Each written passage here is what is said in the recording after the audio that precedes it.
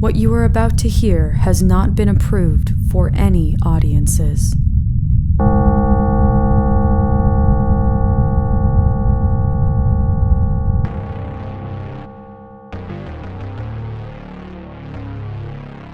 Hello and welcome to the Kakos Industries shareholder announcements.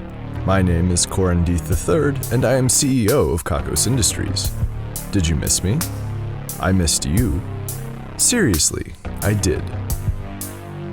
It can get kind of lonely for an evil megacorporation CEO. This is one of the few opportunities I get to really connect with other people out there without having to simultaneously belittle them and flex these swollen muscles of my impressive status. During these broadcasts, you and I are equals, and I mean that in the truest sense. For example, I have a voice, and I can tell you opinions that you are possibly required to believe yourself or to have always believed. I must admit that the wording in the shareholder contract is a bit ambiguous in this case. If you have something to tell me, there are channels for you to do so. There are also channels for me to completely ignore you and suffer no ill consequences. See?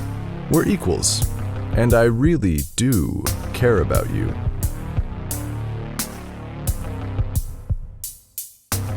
I must remind all of you out there that this broadcast is exclusively for Kakos Industries shareholders.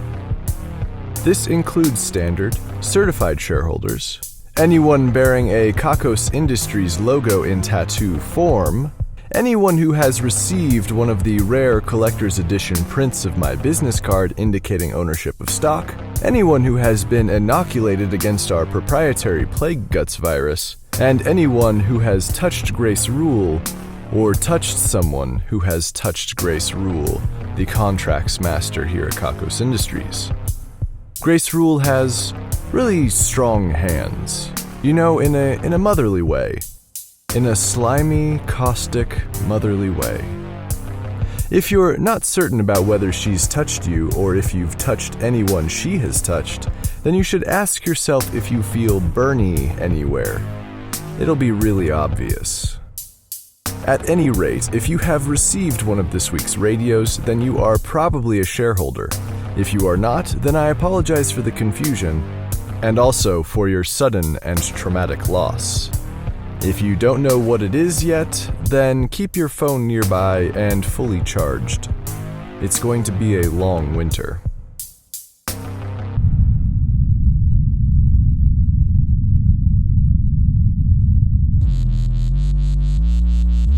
This brings me to this week's radio. This week you are hearing the broadcast coming from a Kakophany audio wireless tube speaker set.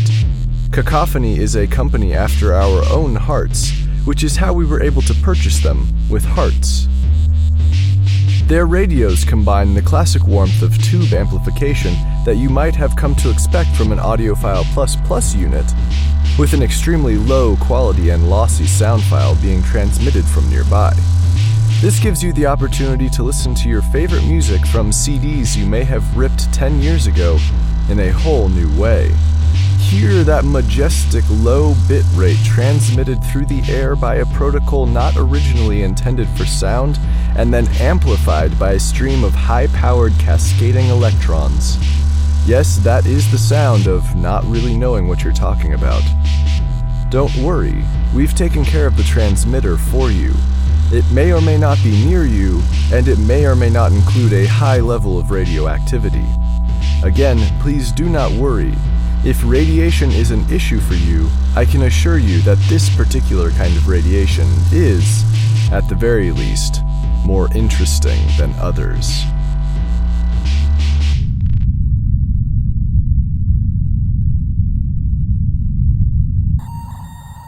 Shareholders, I have been informed that we are having some difficulties with today's broadcast. It seems that we've been encountering a little bit of distortion and static, and it is not entirely caused by the incredibly low bitrate of the transmitter.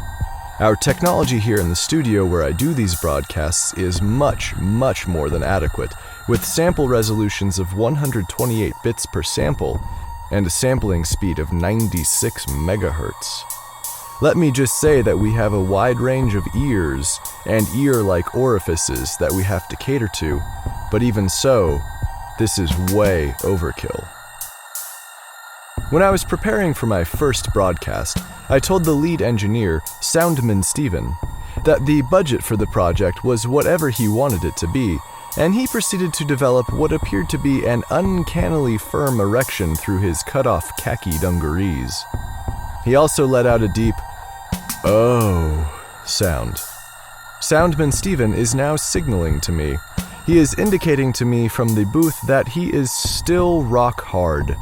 You might be asking yourself why we would allow one of our employees to have that kind of job satisfaction, and the simple answer is that he makes his coworkers really uncomfortable. I understand it's a matter of when you accidentally bump into his reproductive organs, not if. Despite all of this technology, it seems that we are having technical difficulties on our end before the extraordinarily high resolution is discarded in the name of evil.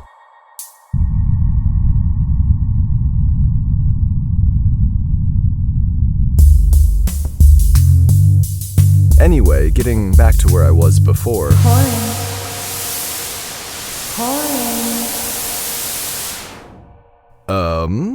I'm not sure what that was. I'll apply the standard Kakos Industries reasoning and say that thinking about it for too long is probably a bad thing. You know what we say around here. Looking back is a short hop, skip, and a straight-jacketed drag to Section 76.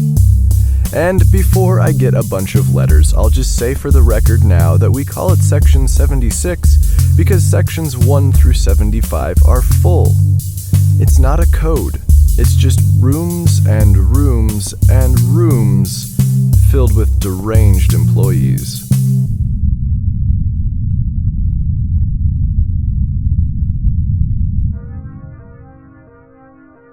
What was I talking about again? I've gone a little bit off script. Oh, right, the recap.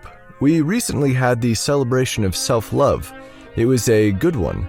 I always enjoy watching particularly high-strung employees sort of even out for a couple of days.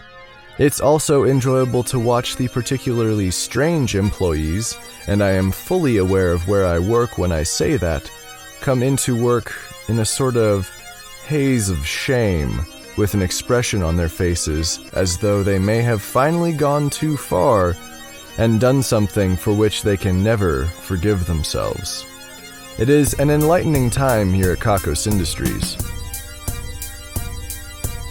The festival culminated in the Bukakos, and this year, the face in the mosaic tiles on the ballroom floor was Karen Smoo, who made a last-minute bid several times larger than the one preceding it, and who is generally regarded as one of the least appealing shareholders in Kakos Industries. Karen, I know you're listening, but it's nothing you didn't already know. Regardless of Karen's particular physical abnormalities, the tiling process removes much of the detail from one's visage, making the Bukakos a touch pixelated, and in this case, much more palatable. We unzipped and flipped and flapped and fapped and squirched and squelched and mercilessly schlicked until there wasn't a single tile left unobscured beneath our feet. As we all slumped back in our chairs and prepared for the inevitable sleepiness that would set in after such an effort, a small rocket was launched into space filled with all kinds of cells and small organisms from Earth. What is the Bukakos without a little bit of panspermia?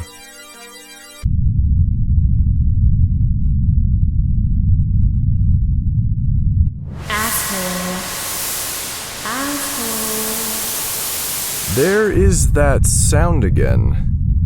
1, 2, 3, 4, now I can't remember anymore. Oh, now I see what those employees meant when they said, that doesn't actually work. Let's continue. Next week marks the beginning of EvilCon 2014. I bet that you are all really excited for that. Hundreds of thousands of people attempt to sign up for EvilCon every year, and we only let an arbitrary number of you do so. In addition to only allowing a small number of you to attend, we also randomly decide who gets to go. We have worked out special deals with hotels all over the area to actually raise their prices higher than they think the market can bear, just so that this event can be the most memorable and expensive thing that our guests have ever done. We have a number of excellent panels scheduled featuring leading voices in the world of evil, including a number of entertainment professionals. We expect the lines this year will be even longer than last year's, and that ensuring a space in one of our panel rooms may require you to spend a night or two waiting. We know that our shareholders and the fans of our business have money, but money doesn't quite cut it for these events. How can we know that you are truly worthy of us unless you are willing to pay in that one most simple and basic unit of your life? Time. We don't want cash. We want your heartbeats. Last year, we had more than 10,000 people wait in line more than 12 hours to spend a mere 90 minutes with our 6 celebrity panelists, making each hour of being a celebrity 13,333 times more valuable than being one of you, adorable plebeians.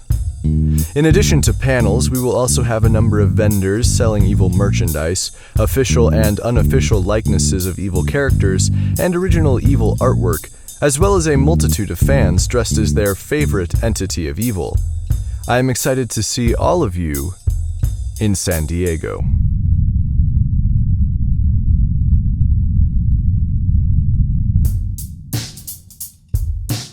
I have news about Billy and Kara.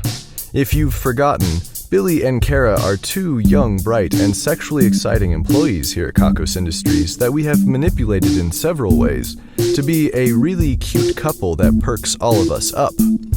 We watched them when they had their first kiss, and we watched them have their first kiss again when we decided that the first one wasn't good enough and warranted memory manipulation. We watched them look longingly into each other's eyes over candlelit dinners, and we watched them breathe heavily as the passion of their love life took over.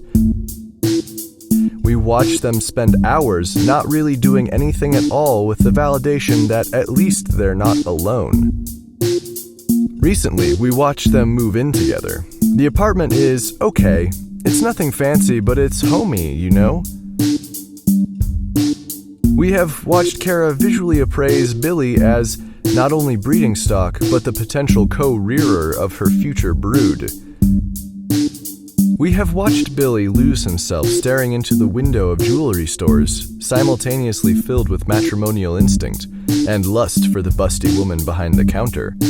We have watched their responses when asked about the other turn from exciting to loving, then to respectful, then to a good chance to complain about all that bullshit that's really been getting on their nerves.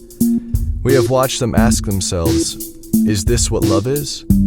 We have seen them gather advice from their parents about what to do, only walking away with more doubt.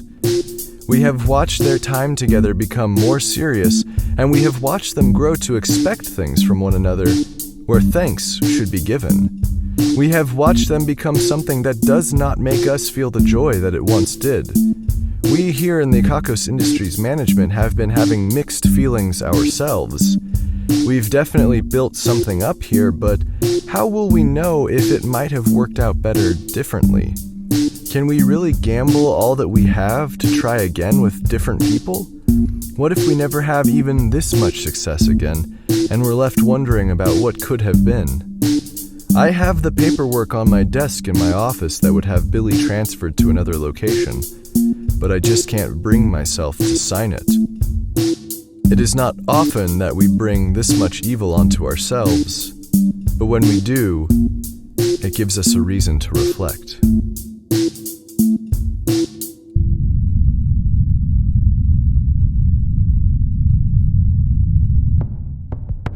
I don't know about you, but I could use a happier story after that last one. Luckily, the next story comes to us in the form of good news from the Division of Incredible Rocket Badassery, my favorite division. The scientists at the Division of Incredible Rocket Badassery write, I'm sorry, that seems to be some of that interference I warned you about. They say...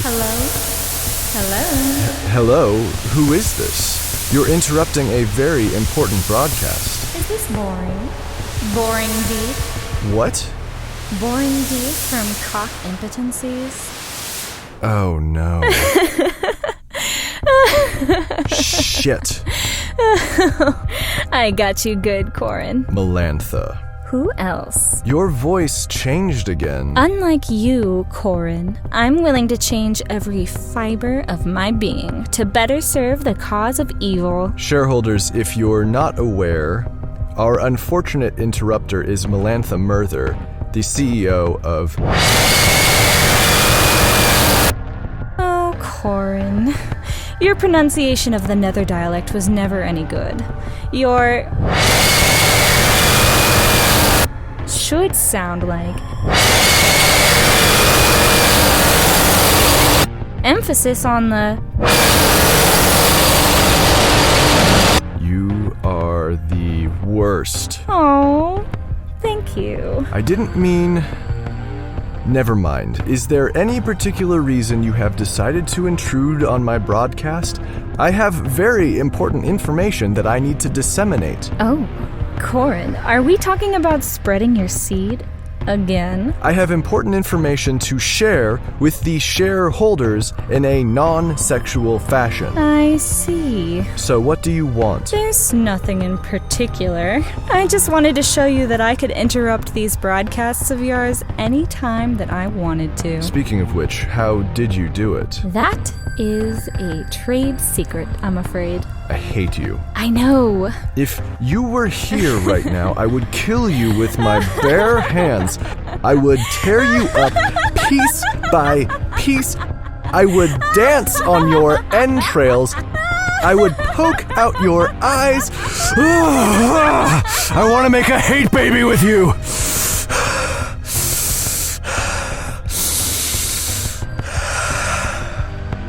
Shareholders, it seems that our technicians have gotten to the bottom of the interruption. It seems that Melantha was actually in the room here with me the whole time. Let it never be said that she is not a quiet breather. She will be escorted off the premises. Melantha, I will see you at the next industry collusion meeting. Now, back to the Division of Incredible Rocket Badassery. You know what? I'm dismantling the Division of Incredible Rocket Badassery. So there. That will teach you to enter my mind when I am this anger-roused.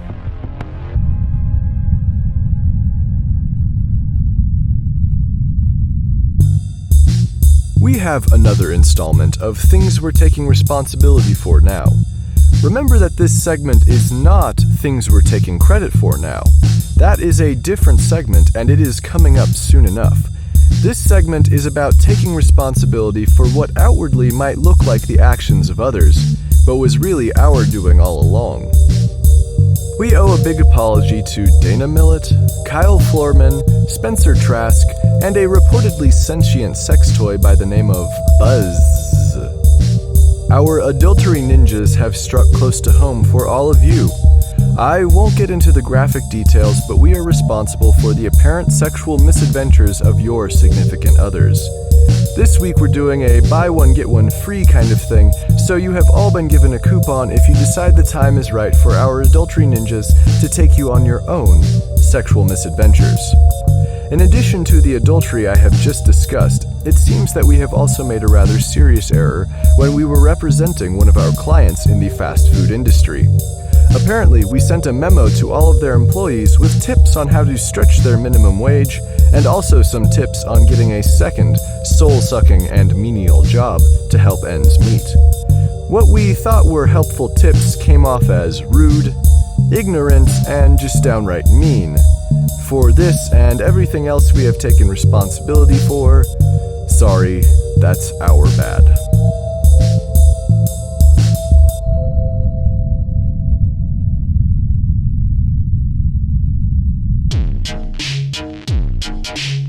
Just as a proctologist examining an ex-Catholic is touching a prostrate apostate's prostate, the exact origin or cause of evil can be difficult, or at the very least uncomfortable, to put your finger on. If you haven't guessed, it's time for things we're taking credit for now. Isn't it possible that this section and the one just previous might get muddled and or garbled if we stick them this close together? Of course. It's kind of the point. Don't forget who we are. If you're still stuck suffering from that weird confusion that's been going around, this is the segment where we take credit for something evil we probably did. As I have always said, we can't know for sure, but do we ever really know anything? Try not to think about that too long. This week, we're taking credit for Paris syndrome, fan death, and the evil eye. If you happen to disagree with anything we have taken credit for now, then I would recommend you keep away from the city of Paris, fans of all kinds, and people with eyes.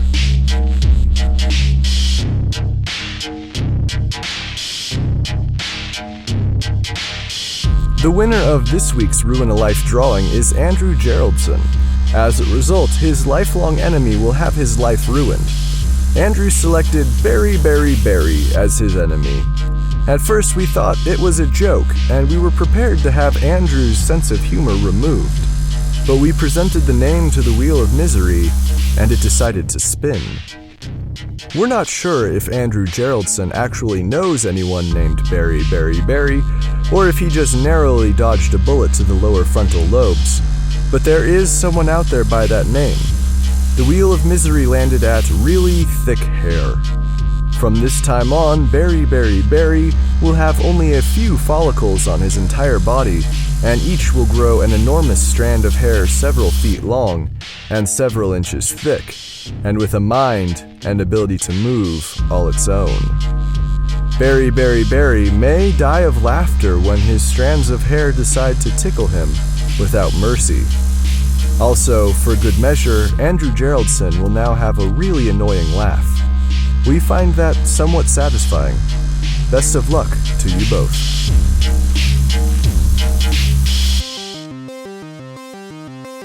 And this brings us to the end of the broadcast. You may now destroy your Kakophany audio wireless tube speaker set. If you choose not to, then the speakers will periodically play heavily distorted bro-step music, and this may continue years after everyone has forgotten what the hell bro-step was. Next are the numbers. 1, 2, 3, 4, 6, 7, 8, 9, 11.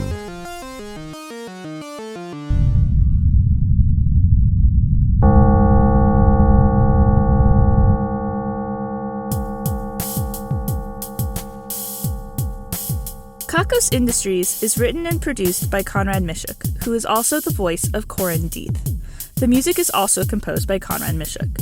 The introduction is read by Kim Aiello, and the credits are read by Hannah Jones, who has never technically been arrested. Special guest appearance in this episode by Rebecca Ryan.